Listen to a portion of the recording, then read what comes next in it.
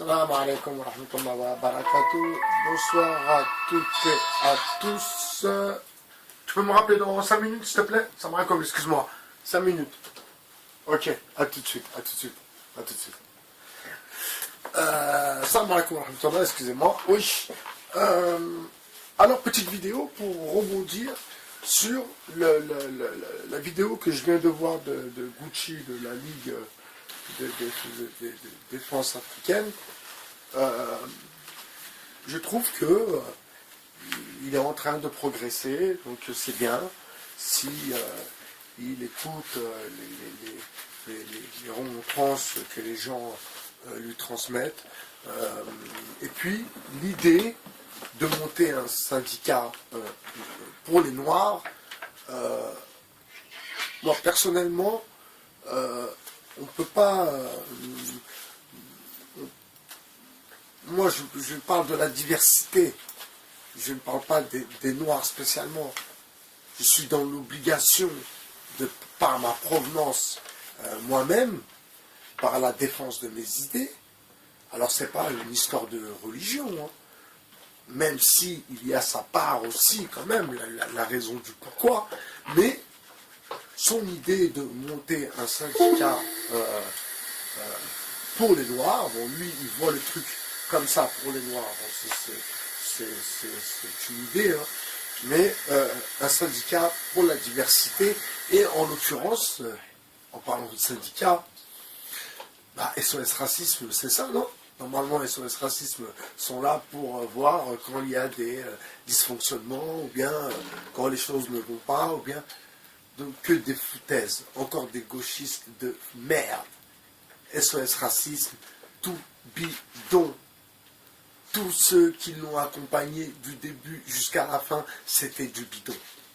Donc maintenant, enfin, une autre génération, alors comme je le disais souvent, je le postais sur ma page Facebook, la France d'aujourd'hui, ce n'est pas la France d'hier. C'est comme l'Afrique de demain, ce n'est pas l'Afrique d'aujourd'hui. C'est exactement la même histoire.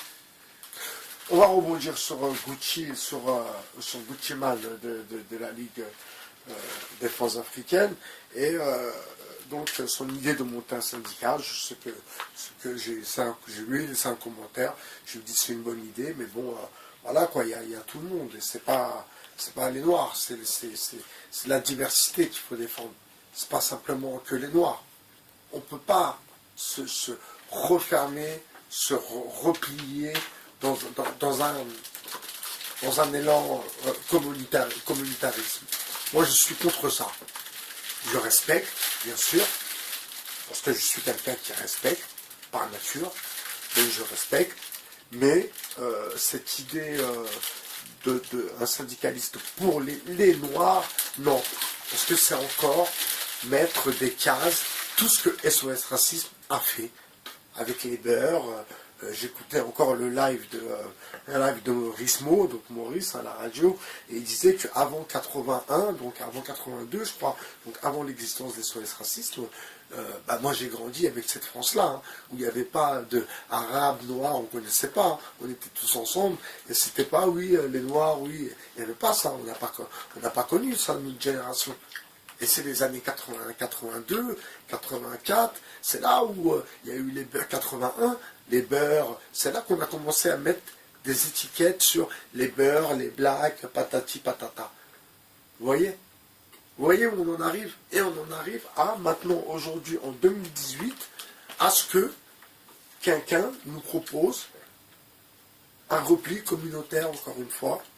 Alors c'est sa manière de voir les choses, c'est sa manière de penser le combat, mais j'estime que si c'est que pour la communauté noire, eh bien, d'être ensemble, forcément, on sera plus nombreux, donc de voir que la communauté noire, non, c'est misé petit, dommage, parce que l'idée en elle-même est bonne, mais je soutiens ta démarche, hein, Gucci, hein, si tu vois cette vidéo, je soutiens ta démarche, avec un grand plaisir, je viendrai discuter avec vous, Mais moi, pour le coup, c'est plutôt la diversité, c'est plutôt, voilà, c'est la diversité qui est ma communauté, comme je le répète à chaque fois.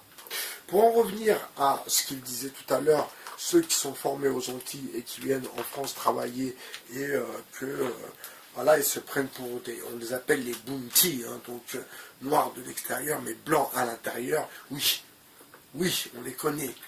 La plupart qui bossent à la mairie ou à la CAF, on connaît, on les connaît ces bounty-là, on les connaît. Mais certains ont pris l'habitude à se faire humilier, à se faire rabaisser, à se faire et à ne rien dire. Et c'est devenu quelque chose de normal, quelque chose de banal. Alors, quand Gucci dit oui, quand c'est une femme, si c'est une femme blanche qui aurait porté plainte, on aurait écouté. Non, non, non, non. Si cette pauvre femme qui est décédée, que Dieu ait son âme, Madame Sabine aurait dû entreprendre ses démarches depuis le début. Depuis le début, attaquer son patron, son chef pour discrimination. Et ça, il ne faut pas oublier que justement, il y a des associations qui existent et qui sont là pour ça. Donc vous voyez, encore une fois, bas les masques. Et je ne me trompe pas quand je vous répète, bas les masques, bas les masques. Encore une fois, toutes ces associations-là, c'est du bidon. Donc vraiment, tout est à repenser.